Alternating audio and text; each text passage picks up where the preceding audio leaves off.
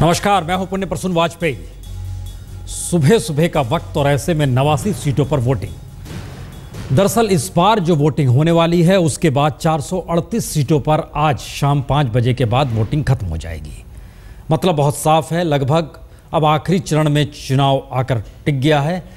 जिन सीटों पर सबकी नजरें हैं उसमें सोनिया गांधी रायबरेली से, वडोदरा में नरेंद्र मोदी, राजनाथ सिंह लखनऊ में, अरुण जेटली अमृतसर में, मुरली मनोहर जोशी कानपुर में, मधुसूदन मिस्त्री नरेंद्र मोदी के खिलाफ वडोदरा से लड़ रहे हैं।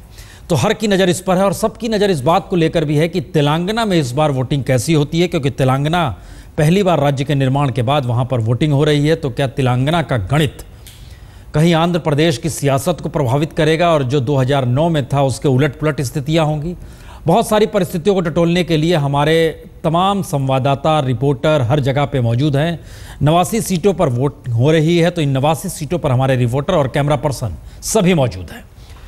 शुरुआत हम करते हैं लखनऊ से, चूँकि लखनऊ में रायबरेली में सोनिया गांधी हैं, लखनऊ में राजनाथ सिंह हैं और कानपुर में मुरली मनोहर जोशी है, जो ये तीन खास तौर से सीट पर सबकी नज़र है। तो ऐसे में हमारे संवाददाता रायबरेली में पंकज, लखनऊ में बाला और कानपुर में रीमा इस वक्त हमारे साथ मौजूद है। रायबरेली सुबह सुबह का नज़ारा, पंकज क्या है? बहुत जल्दी है कहना अभी, लेकिन सुबह सुबह है, लेकिन गर्मी यूपी में बहुत है, लगता है सुबह ही लोग निकलेंगे।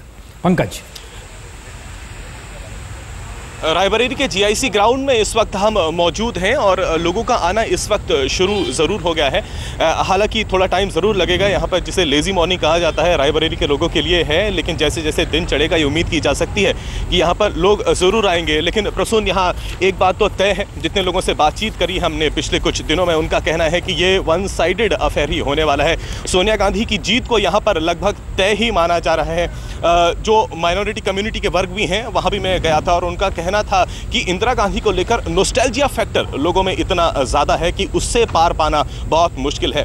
हम सभी जानते हैं कि नेहरू गांधी के कई चेहरे यहाँ पर, फैमिली के कई चेहरे पहले ही यहाँ पर नुमाइंदगी कर चुके हैं और लोगों का प्यार इस फैमिली के लिए हमेशा ही बहुत ज़्यादा उमड़ता है। विपक्ष में एक बात बताइए, विपक्ष छोड़िए जरा सा, एक मिनट पंकज, आपने जिक्र इंदिरा गांधी का किया और हमारे जहन में इस दौर में दामाद आ गए इस परिवार के, रॉबर्ट वड्रा, और इसलिए आ गए क्योंकि जो पहले दामाद थे फिरोज गांधी, उन्होंने 1952 में यहाँ से चुनाव लड़ा था, 1957 में चुनाव लड़ा था, जीते थे, लेकिन वो एक दौर में गांधी परिवार और नेहरू परिवार का विरोध भी करने लगे थे। क्या कहीं इस चुनाव के प्रक्रिया में रायबरेली में रॉबर्ट वड्रा का जिक्र होता है? देखिए, बीजेपी ने खासकर कि नरेंद्र मोदी ने जो यहाँ पर परिभाषा दी थी, जो ABCD भी कहा था, जो कहा था उन्होंने आदर्श घोटाला, बोफोर्स घोटाला, कोल घोटाला और दामाद घोटाला कहा था, उसे प्रियंका गांधी तिलमिलाई ज़रूर थी। यहाँ पर आके उन्होंने जो कहा था कि सच्चाई हमेशा एक शील्ड बनती है, जो उन्होंने इंदिरा गांधी से सीखा है, ये लोगों के बीच में आके उन्होंने कहा था। ये भी कहा था कि उन्हें दुख होता है जब बीजेपी उनके परिवार के ऊपर इस तरीके के आरोप लगाती है। लेकिन तमाम ज़मीनी हकीकत तो यही है कि गांधी परिवार के लिए लोगों का प्यार कम बिल्कुल नहीं होता। हालांकि प्रसून, ज़मीनी हकीकत ये भी है कि शहर के अगर आप बाहर जाते हैं तो सरकारी निगलेक्ट साफ तौर पर दिखता है। चाहे वो हम सिंचाई की बात कर लें, शहर के बाहर बिजली की बात कर लें, खस्ताहाल सड़कों की बात कर लें, लोग कहते कहीं फैक्ट्रियां भी हैं जो पिछले 10 सालों में बंद हो गई हैं, लेकिन ना जाने क्या कारण है, इस परिवार के लिए लोगों का प्यार इतना ज़्यादा है कि जब बात करी जाए कि सोनिया गांधी के लिए यहाँ से कोई कॉम्पिटिशन है तो लोगों का साफ साफ कहना होता है वोट जाएगा तो सोनिया गांधी को जाएगा। नहीं, सिर्फ गांधी परिवार का मसला नहीं है, राजनीतिक प्यार भी नहीं मिला। समाजवादी पार्टी ने अपना उम्मीदवार खड़ा नहीं किया है, बड़े कमज़ोर उम्मीदवारों को मैदान में बीजेपी ने खड़ा किया है, BSP ने कमज़ोर को किया है, आम आदमी पार्टी अर्चना श्रीवास्तव कोई जानता नहीं है। तो ये प्यार भी है और दूसरी तरफ एक तरह की सियासत गठजोड़ भी होती है कि ऐसे नेता जीतते रहें। बहरहाल दूसरी स्थिति है लखनऊ की।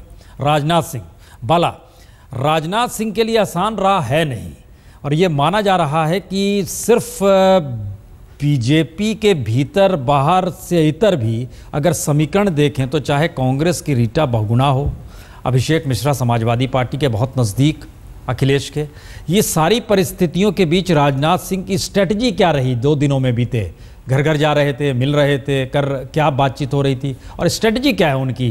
किस तरह की वोटिंग, सब लोग निकल जाएं, ज़्यादा वोटिंग हो? पिछली बार परसेंटेज बड़ा लो था।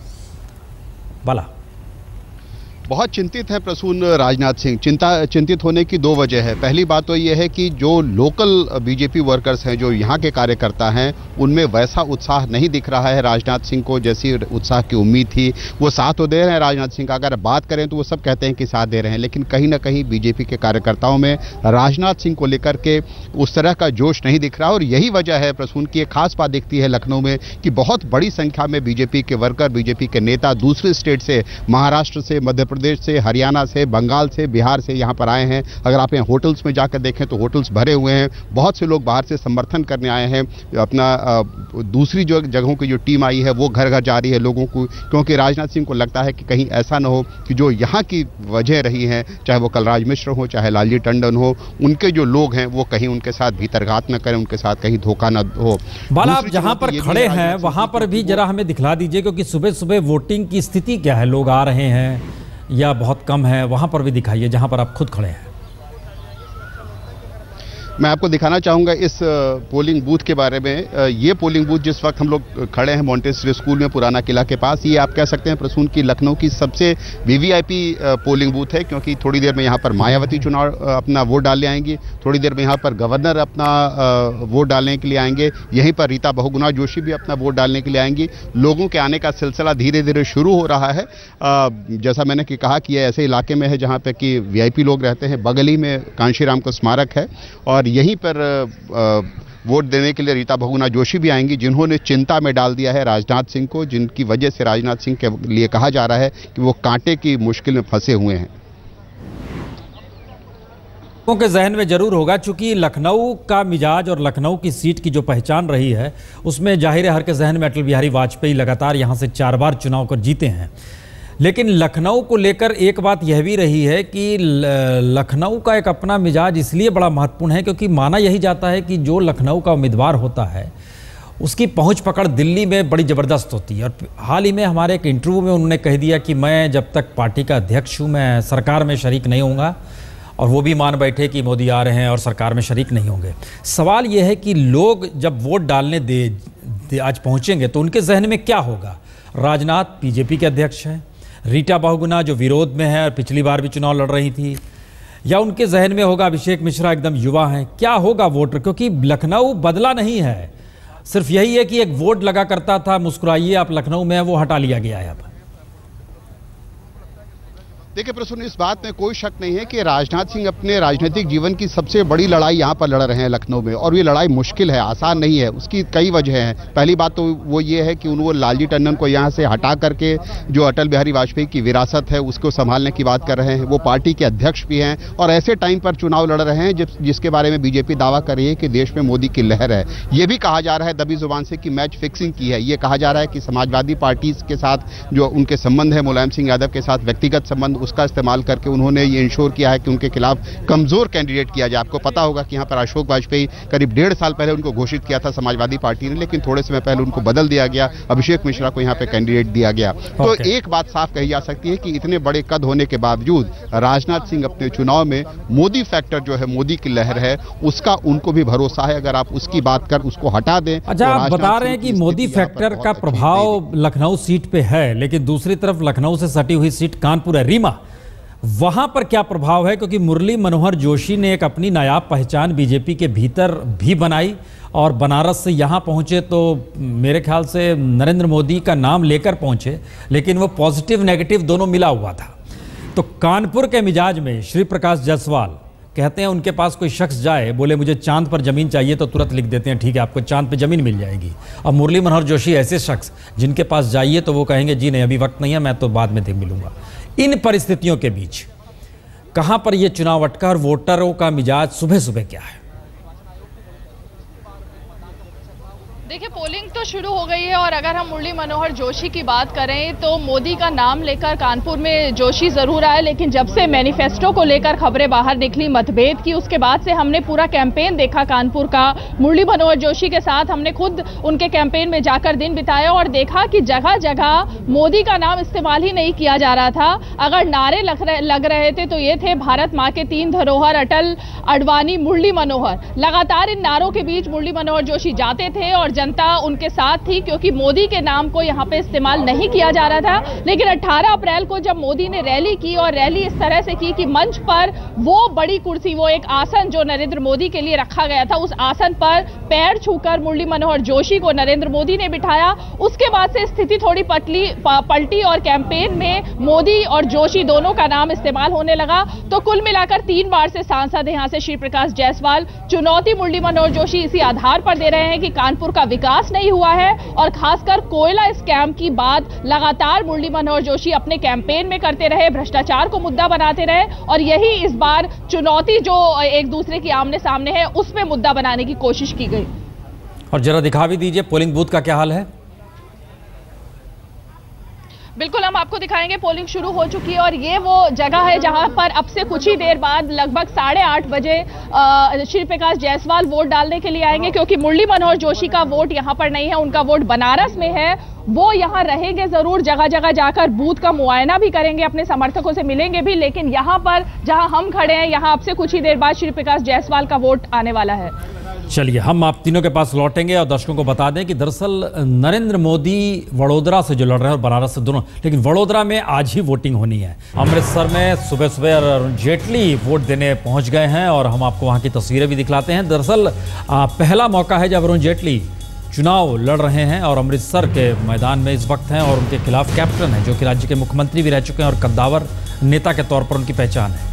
लेकिन ब्रेक से पहले हम जिक्र कर रहे थे गुजरात का। गुजरात की सभी 26 सीटों पर वोटिंग हो रही है और खास तौर से हर किसी की नज़र वडोदरा पर है, गांधीनगर पर है, और ये हम देख रहे हैं, आपको दोबारा अमृतसर दिखा रहे हैं वोट डालने के बाद। अरुण जेटली,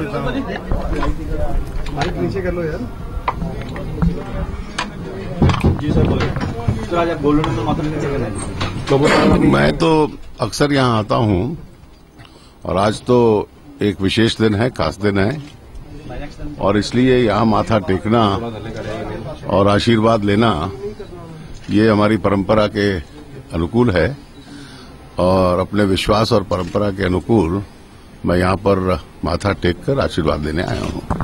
क्या मैसेज देना चाहेंगे जी आज के दिन?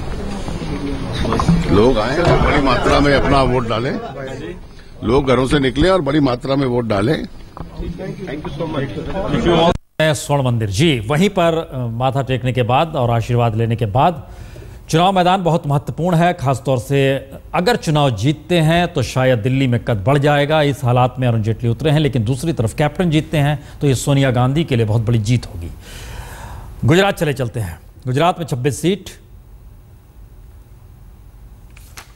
और गुजरात के साथ ये भी बता दें, पंजाब का जिक्र हम चूंकि कर रहे थे, तो पंजाब में 13 सीट है। वहां पर जो वोटिंग हो रही है उसमें हर किसी की नज़र इस बात को लेकर है क्योंकि पिछली बार यहां पर कांग्रेस 8 सीट जीते थी। बीजेपी को भरोसा है कि इस बार उसमें सेंध लग जाएगी। अकाली दल ने सिर्फ 4 जीती थी।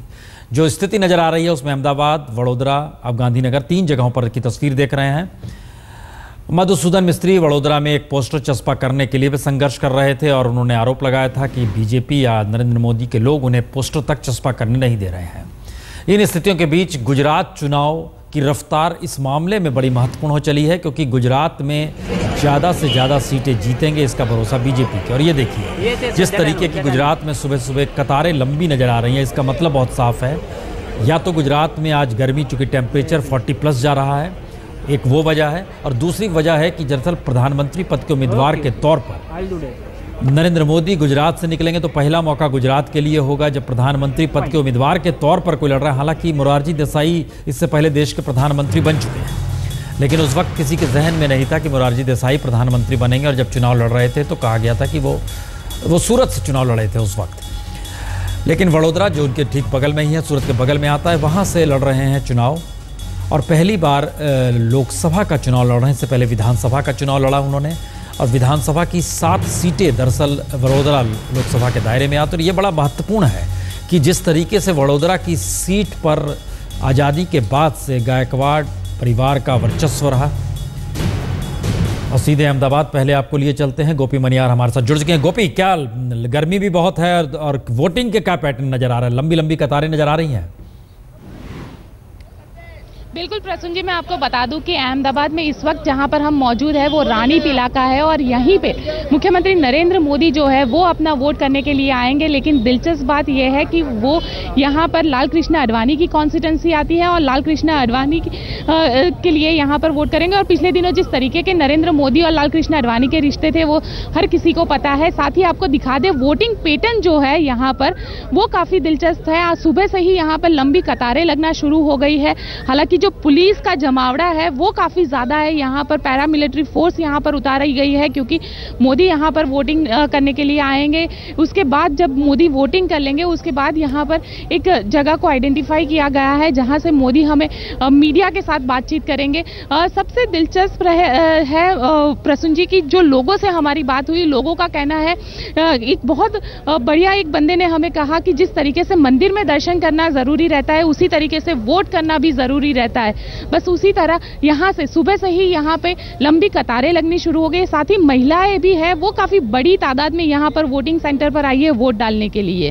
प्रसून जी, चलिए, आप बता रहे हैं कि नरेंद्र मोदी यहाँ वोट डालने आएंगे, लेकिन नरेंद्र मोदी खुद लड़ रहे हैं वडोदरा से, जहाँ पे साहिल जोशी हमारे साथ है। साहिल, सुबह सुबह का वक्त, वडोदरा के लिए मौका, प्रधानमंत्री पद के उम्मीदवार, राज्य के मुख्यमंत्री इस बार चुनाव लड़ रहे हैं, तो ऐसे में वोटरों का रुझान जहां पर आप खड़े हैं वहां पर भी जरा दिखाइए और बताइए। प्रसून, सुबह का समय है और थोड़ा टेम्परेचर कम है, थोड़ा तापमान कम है, लेकिन अभी भी वोटर यहाँ पर लाइन लगाकर तो खड़े नहीं है क्योंकि उनके पास वक्त सुबह और शाम को ही मिलने वाला है क्योंकि दोपहर के वक्त 43 डिग्री सेल्सियस तक यहाँ पर टेम्परेचर चढ़ जाता है। और उसके वजह से सबसे ज़्यादा परेशानी अगर राजनीतिक कार्यकर्ताओं की ये होगी कि वोटरों को यहाँ तक ले आना इतनी तपती धूप में, और इसी में बीजेपी और कांग्रेस के कार्यकर्ता लगे हुए हैं। इलेक्शन कमीशन ने भी यहाँ पर एक अलग अलग तरीके के इंतजाम किए हुए हैं। कल इलेक्शन कमीशन के लोग कह रहे थे कि हम छाछ के स्टॉल्स यहाँ पर लगाएंगे ताकि अगर वोटर आए उनको लगे कि वो उनको पानी की या किसी चीज़ की ज़रूरत है तो उसका बंदोबस्त यहाँ पर किया जाएगा।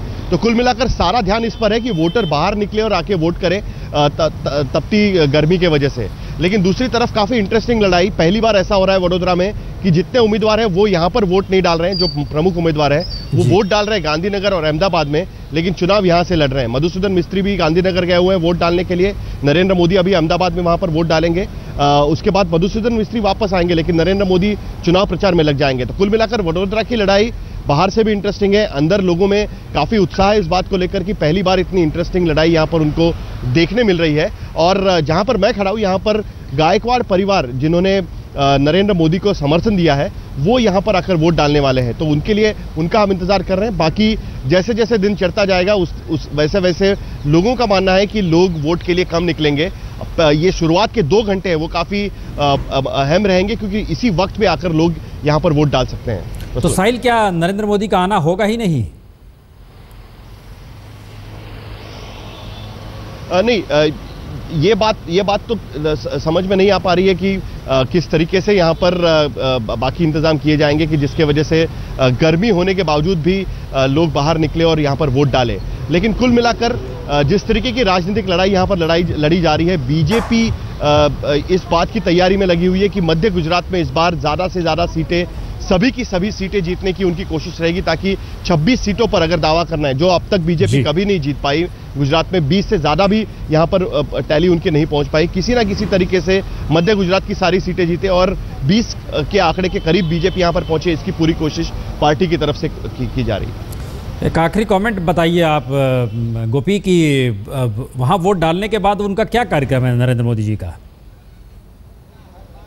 बिल्कुल प्रसून, मैं आपको बता दूं यहाँ पर नरेंद्र मोदी वोट डालेंगे और उसके बाद वो सीधे चुनाव प्रचार में लग जाएंगे। आज बिहार में उनकी 4 रैलियां हैं, मोदी वहाँ पे जा रहे हैं और उनकी जो पब्लिक रैली है उसे संबोधित करेंगे। लेकिन सबसे अहम कह सकते हैं प्रसून जी, अहमदाबाद की ये जो सीट है काफ़ी VIP सीट हम कह सकते हैं। नरेंद्र मोदी यहाँ पे वोट डालेंगे, लाल कृष्ण आडवाणी वोट डालेंगे, अरुण जेटली डालेंगे, बीजेपी के तीनों दिग्गज यहाँ पे आज वोट डालने वाले हैं। तो सबसे अहम कह सकते हैं अहमदाबाद की सीट, जहाँ पे अहमदाबाद इलाका जहाँ पर ये तीनों दिग्गज बीजेपी के वोट डालने जाएंगे और नरेंद्र मोदी करीब 8 बजे के आसपास यहां पर वोट डालने के लिए आएंगे और सीधा बिहार के लिए निकल जाएंगे, वहां चुनाव प्रचार में जुट जाएंगे। चलिए, ये बड़ा महत्वपूर्ण है। दर्शकों को बता दें कि हमने देखा कि अमृतसर में स्वर्ण मंदिर में बका माथा टेक रहे थे अरुण जेटली और उसके बाद पत्रकारों से बात कर रहे थे और पूछा गया उनसे क्या संदेश देंगे, तो उन्होंने कहा ज़्यादा से ज़्यादा तादाद में वोट दिया जाए और उनको खुद वोट डालने अहमदाबाद आना पड़ेगा, जहां पे LK अडवाणी, लाल कृष्ण अडवाणी लड़ रहे हैं। और यह भी बड़ा महत्वपूर्ण है कि अडवाणी युग खत्म, मोदी युग शुरू, और अडवाणी के लिए वोट डालना है नरेंद्र मोदी को।